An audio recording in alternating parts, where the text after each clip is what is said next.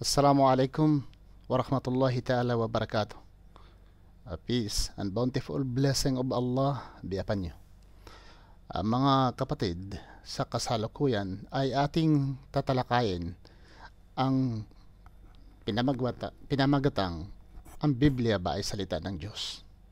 Kung tatanungin natin ang mga Kristiyano, karamihan o halos lahat sasabihin nila na ang Biblia po ay salita ni Allah.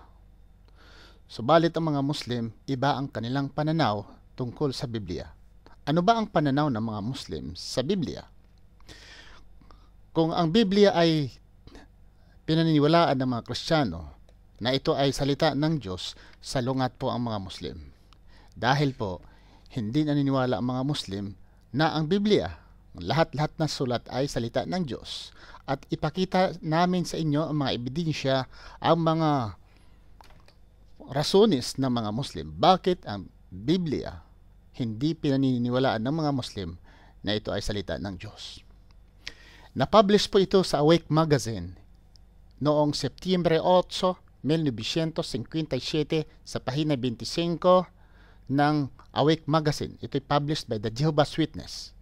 Na ang Biblia po ay mayroong 50,000 errors. 50,000 na mga sayop, mga errors sa Biblia. Mali nandoon sa Biblia. 50,000 errors of the Bible.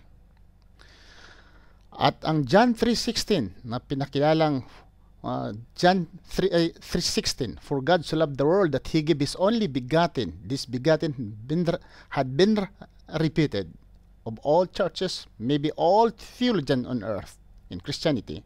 Begotten Son of God, Jesus Christ.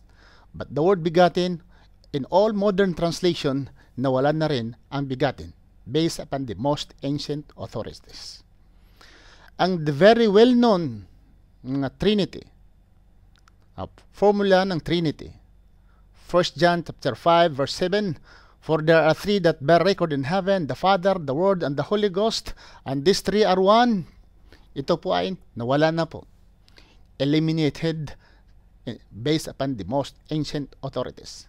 Sa Revised Standard Version, in all modern translation, nawala na po itong 1 John chapter 5 verse 7, which it says, for there are three that bear record in heaven, the Father, the Word, and the Holy Ghost, and these three are one. Wala na po. Hindi nyo ito mababasa. Ang katakataka na ibang pinakakilalan na tungkol sa ascension of Jesus Christ. The story of the ascension of Jesus Christ. Ito po ay mabasa sa Mark chapter 16, verse 9 to 20. Ang Biblia po ngayon, which is translated based upon the most ancient authorities, revised in 1952, ang Mark 16 po ay nag-start lang ng verse 1 to 8. Natapos ang hanggang sa 8 lamang. Ngunit ang from verse 9 to 20, ginawang footnote. Sabi nila, nga hindi makikita ito in the most ancient authorities.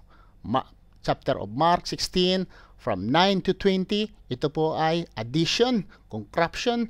It is not found in the most ancient authorities. Si Ellen G. White, kung kilala niyo mga kapatid, Ellen G. White, propeta ng mga Seventh-day Adventist. Seventh-day Adventist. In her Bible Commentary, Volume 1, page 14, ayon ni Mrs. Ellen G. White, I quote, the Bible we read today is the work of many copyists who have in most instances done their work with marvelous accuracy. But copyists have not been infallible, and God most evidently has not seen fit to preserve them altogether from error in transcribing. Itagalog ko mga kapatid.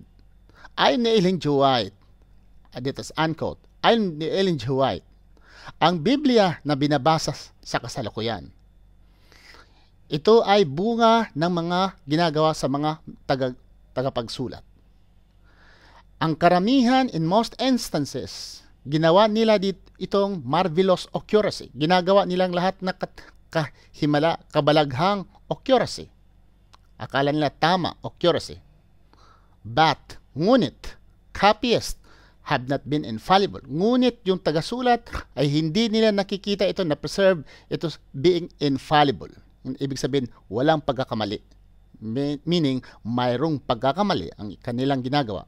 And God most evidently, ang katotohanan ang Panginoon, has not seen fit to preserve them altogether from errors in transcribing. Unquote. Ang sabi nila, ito'y nakita. Ang sabi ni Ellen G. White, na ang Panginoon ay nakakita ito na hindi fit, not seen fit to preserve them, na preserba altogether from errors, na ito ay hindi nahahaluan ng mga mali in transcribing. Unquote. Ayon ni Ellen G. White.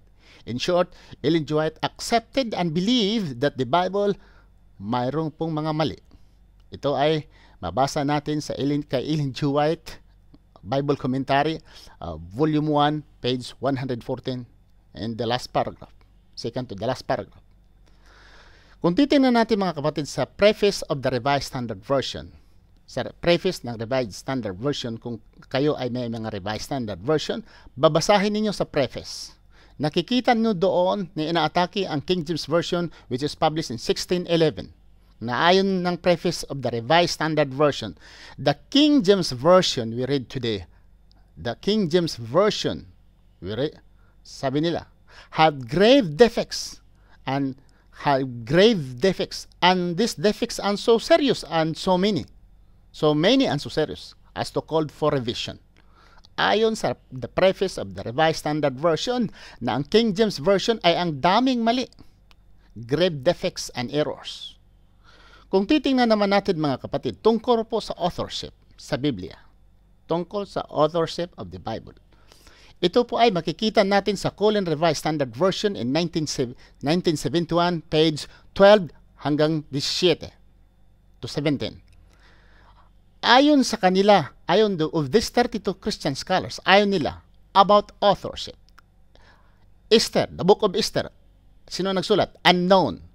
Job, unknown. Jonah, unknown. Habakkuk, unknown. Judges, possibly Samuel. Ruth, not definitely known. 1 Samuel, unknown. 2 Samuel, unknown. 1 Kings, unknown. 2 Kings, unknown. These anonymous books, unknown authors. And ang mga Kristiyano ay nagsasabi sila na these books were inspired by God. Matatawag ba natin na itong mga libro at mga aklat nito ay galing sa Diyos, inspired by God, Word of God, that in fact the authors were unknown? Mga kapatid, marami pang mga rasones, inshallah tatalakayin ko sunod kung ano pang mga pruweba na kami mga Muslim ay hindi po naniniwala na ang Biblia po ay salita ng Diyos. Aside from that, Revised Standard Version, the New International Revised Version, the New King James Revised Version, the Revised Standard Version, the word revised alone, the word revised. Do you believe that human being can revise the Word of God? We Muslim, we could not accept and believe that the Word of God ma-revise lang ng isang tao or human beings, because the Word of God is perfect, and anyone who will revise the Word of God, it presupposes that this human being is wiser than God. Ngunit kami mga Muslim, naniniwala kami na may mga salita ng Diyos sa loob ng Biblia at subalit ang kabuuan nito ay hindi po salita ng Diyos due to revision and addition, corruption, manipulation, and some writings are not to be found in the most ancient authorities ayon sa mga authorities of the Christian scholars of the Bible. Maraming salamat. Ang inyong pong tagapagsalita, Ibrahim Romas. Assalamualaikum warahmatullahi ta'ala wabarakatuh. Peace and bountiful blessing of God be upon you.